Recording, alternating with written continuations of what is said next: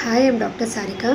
ఈ మధ్య పేషెంట్స్ మన దగ్గరికి సెకండ్ ఒపీనియన్ లాగా, మేడం మాకు ఈ ట్రీట్మెంట్ చేశారు, ఇన్ని టెస్టులు చేశారు, సో మాకు ప్రెగ్నెన్సీ రాలేదు, ఇప్పుడు మాకు ఐవీఎఫ్ అనేది సజెస్ట్ చేస్తున్నారు, అది ఇది అని సో మెనీ డౌట్స్తోని అసలు మాకు ఐవీఎఫ్ అవసరమా అనే డౌట్ కోసం వచ్చామండి మీ దగ్గరికి అని. ఐవీఎఫ్ అనేది మీ కపుల్ కండిషన్ని బట్టి, మీ ప్రీవియస్ ట్రీట్మెంట్ ఫెయిల్యూర్ని బట్టి మీకు ఐవీఎఫ్ అనేది సజెస్ట్ చేస్తారు. ఫర్ సపోజ్ మీకు ట్యూబ్ అనేది బ్లాక్ ఉంది, ఎగ్ రిజర్వ్ అనేది బాగా తక్కువగా ఉంది, గర్భసంచికి సంబంధించిన కొన్ని ప్రాబ్లమ్స్ ఉన్నాయి, స్పర్మ్ కౌంట్ బాగా తక్కువ ఉంది, స్పర్మ్ కౌంట్ క్వాలిటీ లేదు, ఏజ్ అనేది ఎక్కువగా ఉంది, అన్ఎక్స్ప్లెయిన్డ్ ఇన్ఫర్టిలిటీలో ఉన్నారు, ప్రీవియస్గా చాలా ట్రీట్మెంట్స్ అనేది ఫెయిల్ అయ్యాయి. ఇలాంటి కండిషన్స్కి న్యాచురల్గా ప్రెగ్నెంట్ అయ్యే ఛాన్సెస్ చాలా తక్కువ.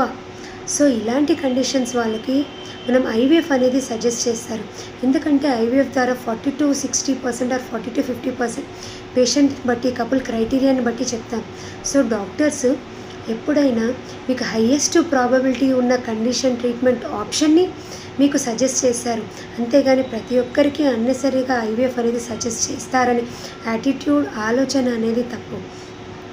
ఐవీఎఫ్ చేయడమే చాలా డిఫికల్టీ అండి.